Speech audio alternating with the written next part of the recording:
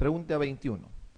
Respecto al cáncer de esófago, ¿qué afirmación es falsa? La primera localización es a nivel del tercio medio del esófago, ¿eso es cierto? Cierto, la localización más frecuente es tercio medio esofágico. ¿Cuál es más frecuente, adenocarcinoma o epidermoide? Epidermoide es más frecuente que adenocarcinoma. ¿La aparición de disfagia para sólidos es generalmente un síntoma precoz de la enfermedad? ¿Sí? ¿Les parece? Falso, ¿no? O sea, si aparece ya disfagia para sólidos, definitivamente ya no es nada precoz la enfermedad, es porque ya tiene enfermedad avanzada. Eso es claro.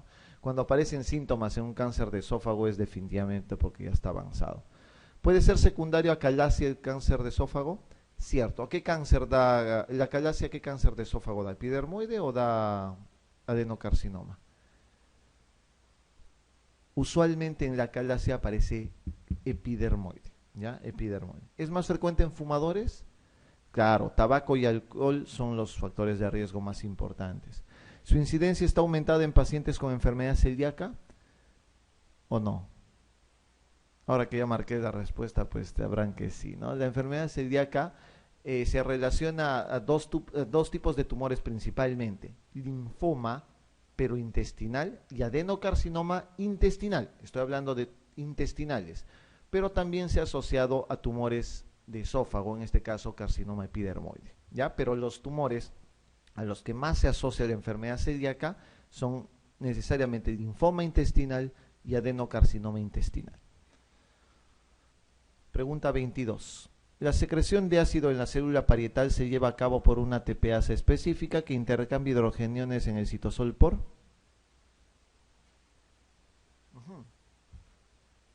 ¿Por cuál? Sí, tienen que acordarse de la bomba de protones, ¿no es cierto? La bomba de protones, por eso hay inhibidor de bomba de protones, como el omeprazol, lansoprazol, etcétera. Lo que hacen es alterar precisamente este intercambio de hidrogeniones, de hidrógeno con potasio, ¿no es cierto? Esa es la respuesta. Pregunta 23. ¿La secreción ácida gástrica es inhibida por la?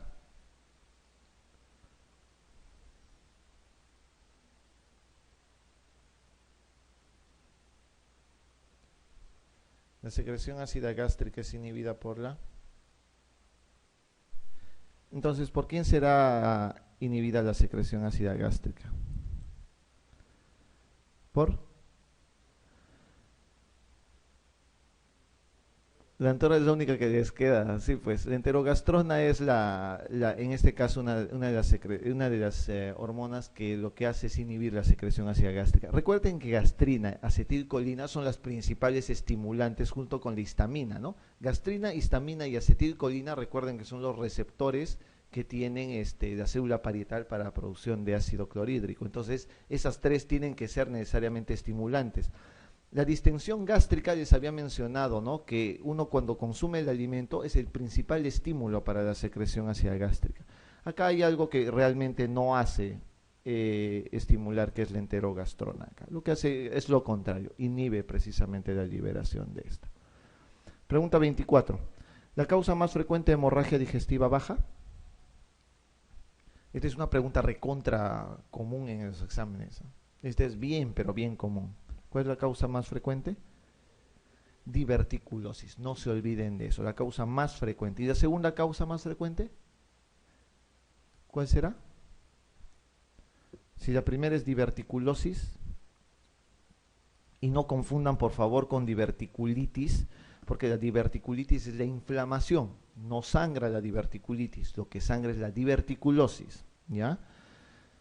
La segunda causa más frecuente de hemorragia digestiva baja es la angiodisplasia, ¿ya? Las angiodisplasias. Pregunta 25. Una de las siguientes sustancias es segregada en la especie humana, o secretada sería, ¿no? la palabra, por las glándulas presentes en la región del cuerpo del estómago. ¿Cuál será? ¿Qué sustancia es secretada por las glándulas del cuerpo esofágico? ¿Cuál será?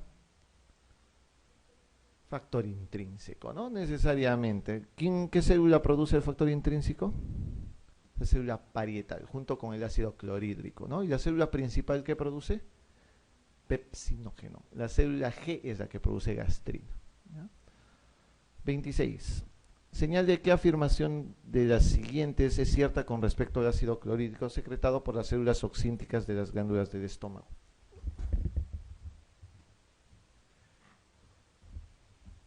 Ya, ¿solubiliza la grasa de la dieta?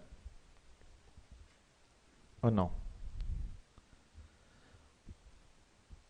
¿Es esencial para que continúe en el estómago la acción de la amilasa segregada por las glándulas salivares? ¿Convierte el tripsinógeno en tripsina? ¿Quién convierte el tripsinógeno en tripsina? ¿Se acuerdan? Enteroquinasa, ¿no es cierto? Que era producida por los enterocitos. Actúa como bactericida. Esa es una función que tiene realmente el ácido clorhídrico muchas veces, ¿no? Suele ser uno de los factores protectores que tiene el estómago, ¿no? Entonces sí actúa como bactericida para estos casos, ¿no? Entonces recuerden, por eso es un motivo importante saber que cuando ustedes dan IVPs a un paciente, lo que están quitando es un factor de protección también. Por eso hay sobrecrecimiento bacteriano y riesgos de neumonías cuando un paciente consume crónicamente inhibidor de bomba de protones. Tengan cuidado con eso, ¿no? Es esencial para la absorción de vitamina B12, obviamente, ¿no? Es un parte de todo eso. No es, perdón, ¿es esencial? No, pues lo que utiliza para la absorción de B12 es ¿qué? Factor intrínseco, ¿no? Pregunta 27. Uno de los siguientes estímulos o sustancias inhibe la secreción de ácido clorhídrico en el estómago. ¿Cuál de ellos será? Uno de los siguientes estímulos o sustancias inhibe la secreción de ácido clorhídrico en el estómago. Así es, ¿no es cierto? Inhibidor de la bomba de protones. Se supone que es más o menos esa es la idea, ¿no? Por las células oxínticas. Vamos a eliminar esto. Pregunta 28. Un hombre de 45 años de edad diagnosticado de úlcera péptica duodenal a los 25 años y que presenta reagudizaciones estacionales que trata con ranitidina. Coincidiendo con una fase aguda, se realiza una endoscopía que demuestra una úlcera vulvar. La úlcera vulvar significa una úlcera duodenal en la primera porción del duodeno, a eso se llama úlcera vulvar. En la cara posterior de 1 centímetro de diámetro. La prueba de urea antral es positiva. ¿Cuál de los siguientes le parece el tratamiento más conveniente? En otras palabras, más sencillo, ¿cuál es el tratamiento para Helicobacter pylori? Esa mezcla de palabras puede ser solamente para eso, ¿no? ¿Cuál es el tratamiento que le dan para Helicobacter? Amoxi, claritro y...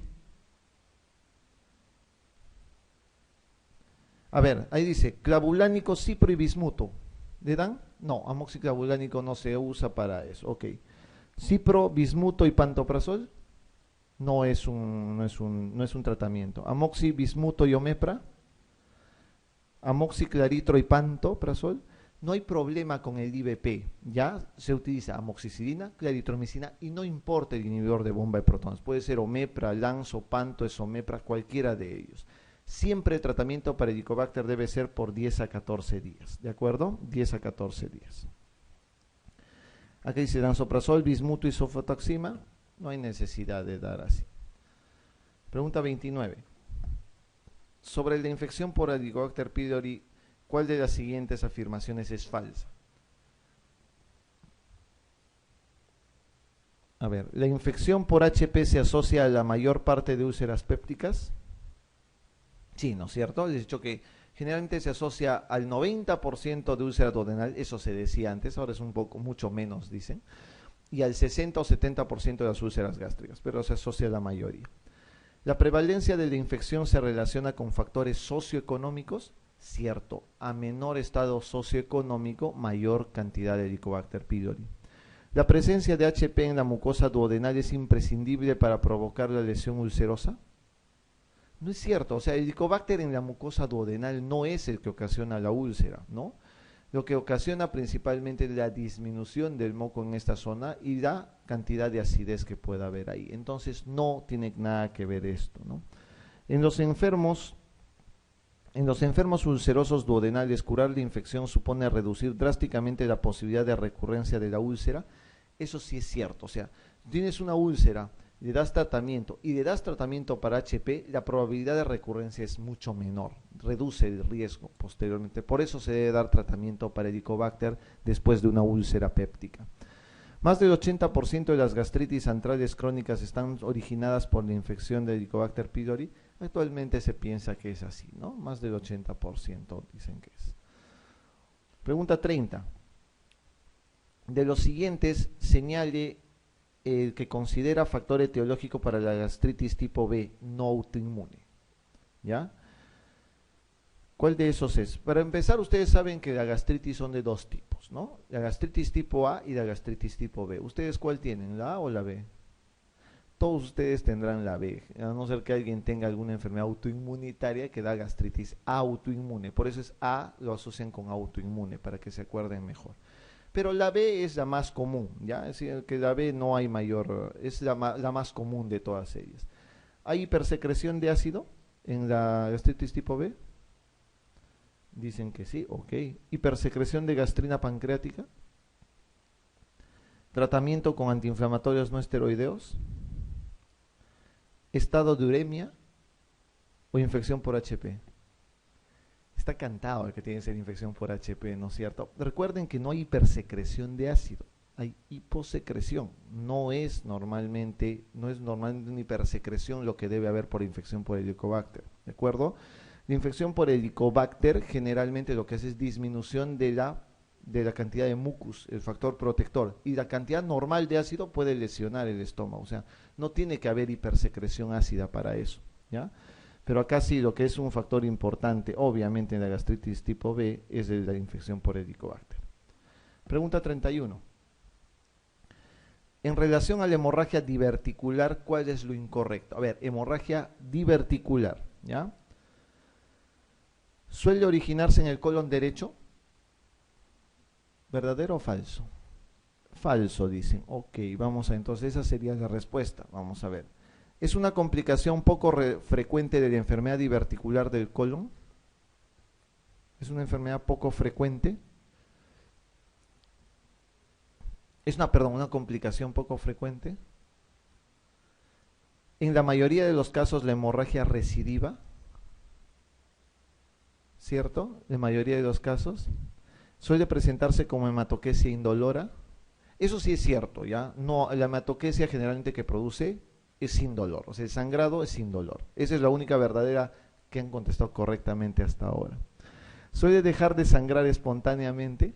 Eso es otra cosa. Si ustedes se van a dar cuenta, la hemorragia diverticular, ustedes tienen que saber, uno, es una hemorragia generalmente masiva, que no duele, es generalmente en ancianos, es la causa más frecuente de hemorragia digestiva alta. Acá hay un juego de palabras bien llamativo, que los puede llevar a confusión. En la mayoría de los casos la hemorragia recidiva, esto es falso, ¿ya? La mayoría de los pacientes con hemorragia digestiva por divertículos tienen un sangrado y no lo vuelven a tener más, ¿de acuerdo? Eso significa que no recidiva frecuentemente. Puede recidivar y si recidiva usualmente va a cirugía, ¿de acuerdo? Ese es el primer detalle que tienen que tener en consideración. Suele originarse en el colon derecho, es más frecuente en el colon izquierdo, ¿ya? Pero sangra más el lado derecho. Eso es el otro detalle que tienen que tener en cuenta. Es mucho más frecuente que encuentren divertículos en la izquierda, en el sigmoides. Pero el que sangra suelen ser mucho más los del lado derecho. Entonces esta también es verdadera. ¿Es una complicación poco frecuente de la enfermedad diverticular de colon? Doctores, ese es el juego de palabras que tienen que cuidarse. Yo les he dicho que es la causa más frecuente de hemorragia digestiva baja. Eso es cierto y no va a dejar de serlo así nomás. Pero es una complicación poco frecuente, es muy poco frecuente. Si ustedes agarran 100 abuelitos, de los 100, unos 80 tendrán divertículos. ¿Cuántos sangran de esos abuelitos? No sangran más de 5, les aseguro. O sea que es una complicación de todo el total de divertículos, es una complicación muy poco frecuente. Sin embargo, es la causa más frecuente de hemorragia digestiva baja en adultos. Ese es el detalle que tienen que tener en cuenta, ¿ya? Es una complicación poco frecuente, sí, porque la mayoría de personas pueden tener divertículos y nunca sangran en su vida. Ese es el dato que tienen que tener en consideración. Recuerden que es más frecuente al lado izquierdo pero sangra más el del lado derecho, ¿no? Y la mayoría de los casos se autolimita, no recidiva, no recidiva. Pregunta 32. En un paciente de 46 años sin antecedentes clínicos de interés, acude al servicio de urgencias por realizar en las 8 horas previas 2 deposiciones de aspecto melénico, ¿ya? Melena. En las últimas 48 horas refiere haber tenido molestias vagas en mi abdomen superior. En la anamnesis se describe la ingesta previa de fármacos potencialmente gastroerosivos. ¿Cuál le parece la causa más probable de hemorragia digestiva en este paciente?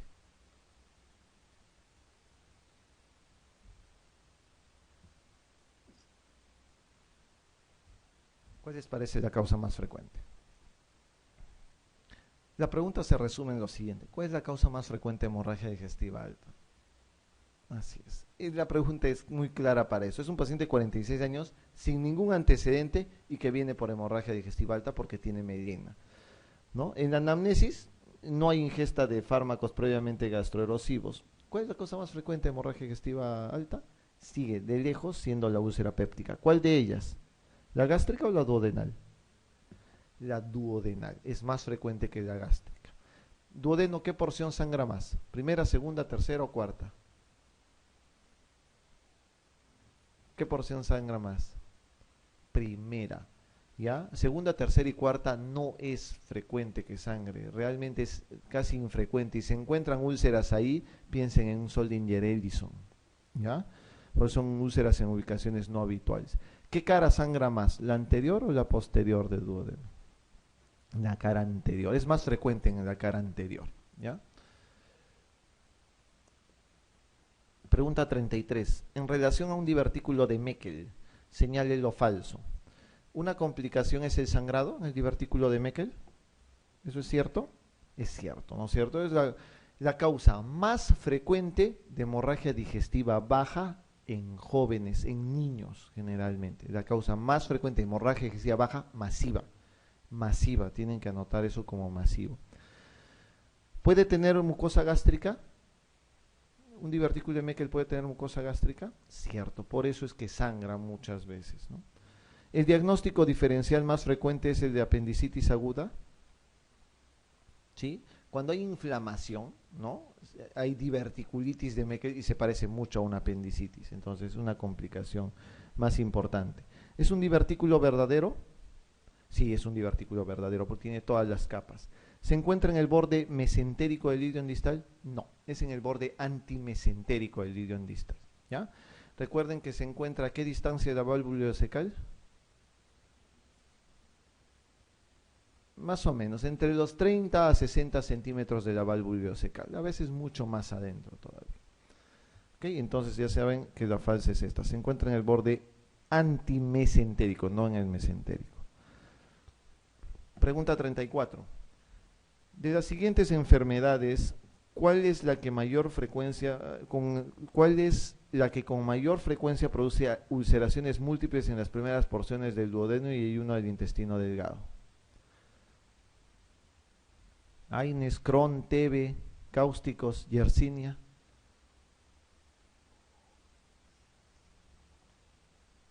¿Cuál será? Lejos, pues no. Ni siquiera deberían de dar, es una pregunta recontra fácil, ¿no? O sea, ¿qué es lo más frecuente acá? Obviamente, si no está HP ahí, obviamente un factor es ingesta de antiinflamatorios no esteroideos, ¿no? Crohn tienen en el Perú, no es frecuente. TB es una complicación, pero no produce muy frecuentemente más que los AINES. Cáusticos, no, los cáusticos pueden producir las úlceras, pero pueden ver afectación esófago-gástrica antes que eso. Y la Yersinia es más colónica, ¿ya? La Yersinia es más en colon. Pregunta 35. ¿Cuál es el principal factor responsable de la no cicatrización de una úlcera péptica? De la no cicatrización de una úlcera péptica.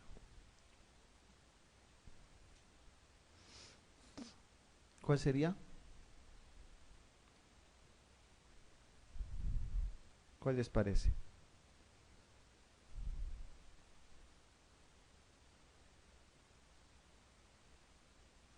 De la no cicatrización, ¿eh? Cuando erradicas Helicobacter, lo que haces es erradicar, disminuir la causa, o sea, una de las causas y disminuir la recidiva. Pero usualmente si el paciente sigue fumando, esa cicatriz no va a cerrar ahí. Ahora, otra causa de que realmente una úlcera no cierre es que esa úlcera sea maligna. Si la úlcera es neoplásica, entonces ahí la probabilidad de que cierre es mínima. Puede cerrar, o eso puede pasar, ¿ah? Puede cerrarse una úlcera neoplásica, pero sigue siendo neoplásica. Pero eso también es otra causa importante. ¿Cuál de los siguientes antiulcerosos produce quelación de otros medicamentos impidiendo su absorción de forma significativa? Cimetidina, ranitidina, misoprostol, tetraciclina. Cimetidina. ¿Qué es la cimetidina, doctor? Perdón. De histamina, igual que la ranitidina, ¿no? Entonces la ranitidina también debería poder producir quelación, ¿o no? Y ahí tienes cimetidina y ranitidina. Así es, ambos deberían producir eso y no es cierto, no producen quelación, pues son inhibidores de bomba nada más. Los que producen quelación son principalmente algunos fármacos que se dan vía oral, pero son de aspecto en jarabe.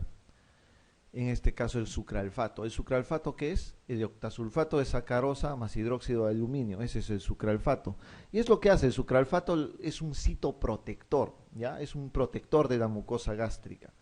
Al ser citoprotector lo que hace es tapizar las úlceras gástricas y duodenales y lo que hace muchas veces es quelar algunos medicamentos. Por eso impide su absorción, porque produce tapiza toda la mucosa gástrica.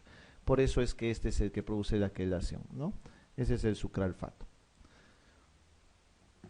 ¿Cuál de los siguientes fármacos utilizables en el tratamiento de la úlcera péptica debe administrarse con precaución por su potencial abortivo en mujeres fértiles?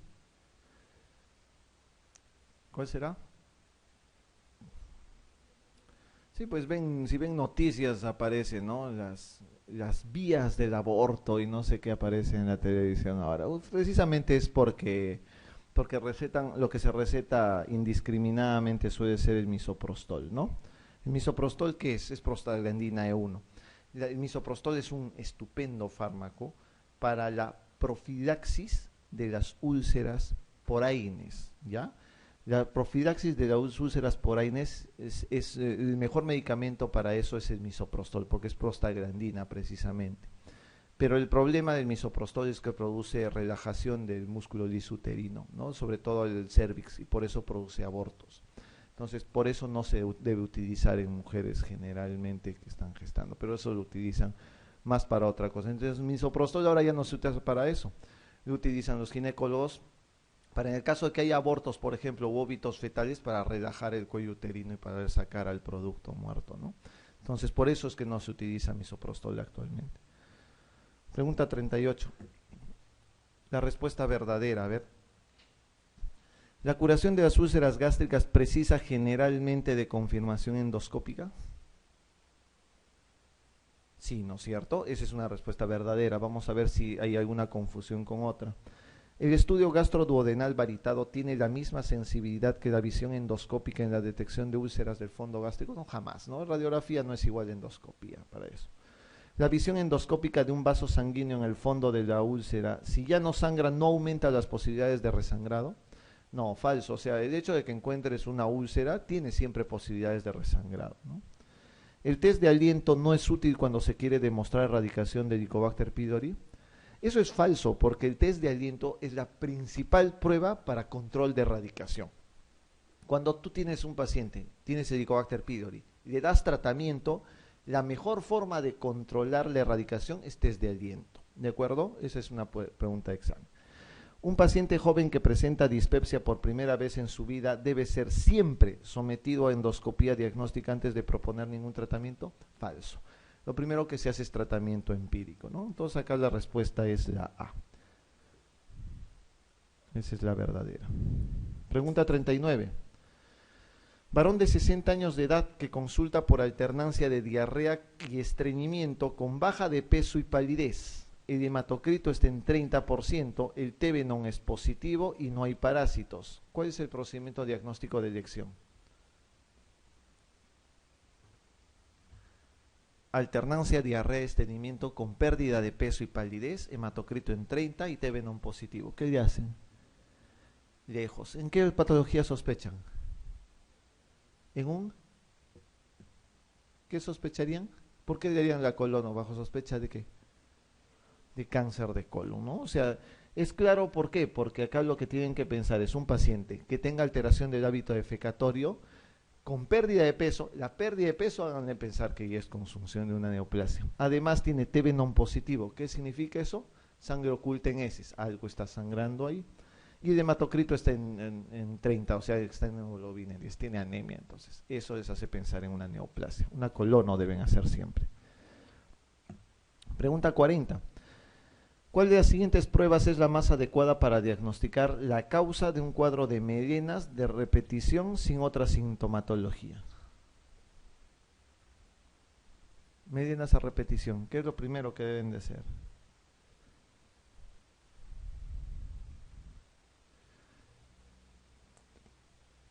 ¿Colono hacen? Se puede hacer, pero primero tienen que ver qué es melena, ¿no es cierto? O sea, si es melena, están pensando en hemorragia digestiva alta o baja. Alta. Por consiguiente, ¿qué es lo que deben de hacer? Endoscopía, ¿no es cierto? Esto es de panendoscopía, significa una endoscopía completa. Es una endoscopía alta nada más, simplemente.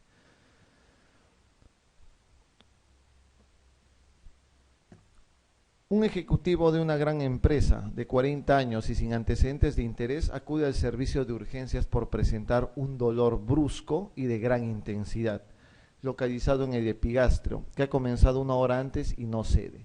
A la exploración el paciente está pálido, sudoroso, hipotenso, con respiración superficial. El abdomen contracturado, es muy doloroso la palpación superficial y la desaparición de la matidez hepática. ¿Cuál es el diagnóstico más probable? Una perforación gástrica por probablemente una úlcera, ¿no? Que se haya perforado. Lo que les debe hacer pensar en la perforación es básicamente la parte de palidez, sudoroso, hipotenso, ¿no? Con el abdomen en tabla. Eso es peritonismo. Eso significa que hay perforación de todas maneras, ¿no? Pregunta 42. Ante un paciente con diagnóstico clínico de sospecha de abdomen agudo por perforación de úlcera péptica, ¿cuál es la prueba diagnóstica que suele confirmar el diagnóstico en el 60-80% de los casos y que es necesario recurrir en primer lugar? Esa es otra pregunta que todos los años aparece igual. ¿Cuál es? Una radiografía. Cuando ustedes sospechen de perforación de cualquier víscera hueca, lo primero que se hace es una radiografía de pie y de cúbito, ¿no es cierto? Entonces, eso es lo que se hace, una radiografía antero-posterior simple de tórax y abdomen en bipedestasia. Pregunta 43. Todos los datos siguientes son útiles en el diagnóstico precoz de la úlcera gastroduodenal perforada, excepto: ¿hay un dolor en puñalada? Sí, ¿no es cierto? Es lo que decían, ¿no? Cuando se perfora algo sienten que han clavado un puñal en el estómago. Esa es la parte de la anamnesis que suelen dar. ¿Hay distensión abdominal marcada? No saben, a ver. ¿Neumoperitoneo hay? Obviamente, ¿no? Eso es lo que se ve en la radiografía, ¿no? Porque se perfora la víscera hueca. ¿Disminución de la matidez hepática? Eso es algo que semiológicamente se puede ver, ¿no? Se pierde la matidez y hay aire al contrario. ¿Fases de angustia y ansiedad? Obviamente, porque el paciente está perforado y va a tener hipotensión, va a tener taquicardia, va a estar todo hipotenso. La distensión abdominal no es algo que se deba ver usualmente en los pacientes que tienen perforación. Generalmente es que el peritonismo, el abdomen en tabla. Pregunta 44. Un paciente de 45 años es enviado